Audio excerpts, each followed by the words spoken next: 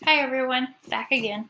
So I just want to take a few minutes to show you how to navigate the course. Because this is asynchronous, it might be a little bit unclear about where to find things, and Canvas is certainly different than some other platforms like Blackboard, but I find that it is pretty easy to navigate. So if you'll just take a look here at my screen, you can see mine looks a bit different than yours because I have some instructor access, but essentially you have the same things I do.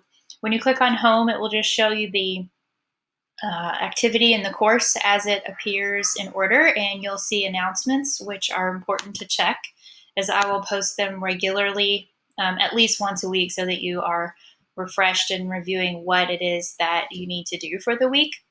And then the next thing, well, back up, for example, what you have here is the first announcement, which tells you what you should do on the first week.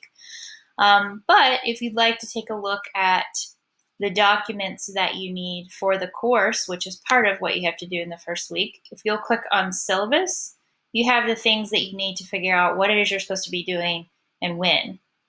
So I think syllabus and announcements are the two things that you will need most often, along with perhaps files, which houses all of the readings that you will need for the course. I've said this before, but there's not a textbook for the course. I will be uploading anything that you do need. A lot of it's already there, but I'll probably add some things. Everything that you need will be under files, scanned as a PDF, or a link to things. So what you have here is the syllabus, the course calendar, which tells you what you're doing each week, and then where it's due, when it's due, what you have to do. And then you have the course matrix, and the matrix is maybe something that you haven't seen before, so I will show you what that looks like. It's actually all the course objectives with the weeks of instruction and the description of the assignments that we cover those objectives, so that you understand how I plan the course, but also what you're doing to meet the course objectives each week. I will be assessing you on those course objectives, and I will use scoring guidelines for those, which they call rubrics, but I'm not really a fan of this 4, 3, 2, 1, 0 business, like you either did or you didn't do it. And you can fix it if you didn't do it. We're not into punitive grading here. So if you take a look at the course calendar, you will see what is due in each week. So what you have to do, what you have to read, and then what you have to post when and where and all that kind of stuff. So those are the things that you essentially need to get started with the course. Any due dates will show up under the course summary, and they should also show up on your calendar. If it is a written assignment that's not a discussion board post, you will go to assignments to turn that in. So the first one, for example, is a short response, not the due this week, it's due in the second week. But you also have a discussions tab, and in that discussions tab, you will see any of our discussion board posts. I will try and remember to pin the ones that are happening in the current week. Your grades you can check here. If you need to look up any people in the course, you can check under people. Pages is a place where I am adding a one document for links in the course. So I'm going to update this pretty frequently.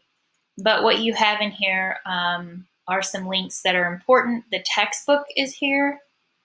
It's not the full textbook, but we're only using certain chapters of this, and it's free on Google Books. Then you have some editing tools that I'll mention throughout the course, and those are here.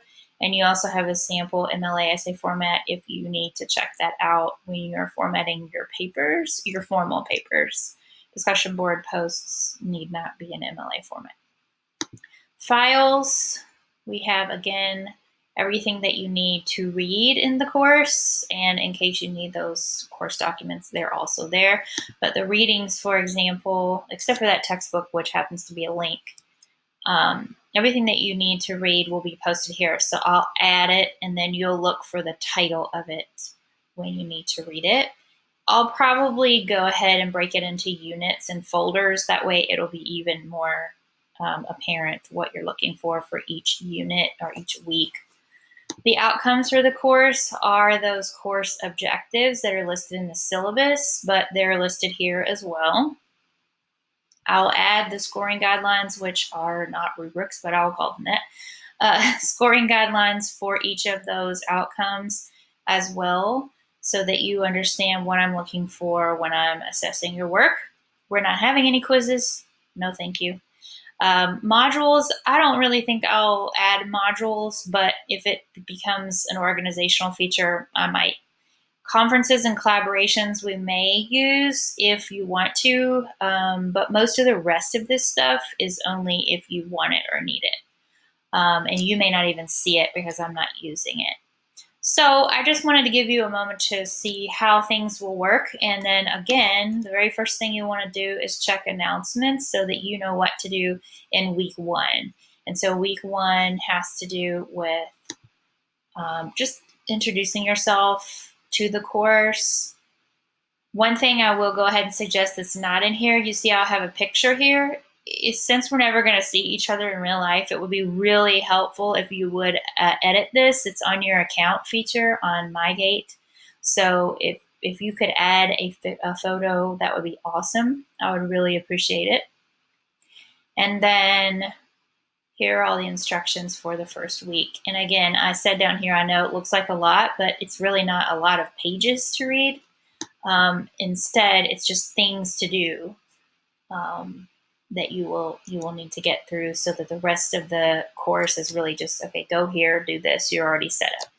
So if you need help with any of this, let me know, but I think this should give you a good overview of what you need to do for week 1 and how to navigate the course in general.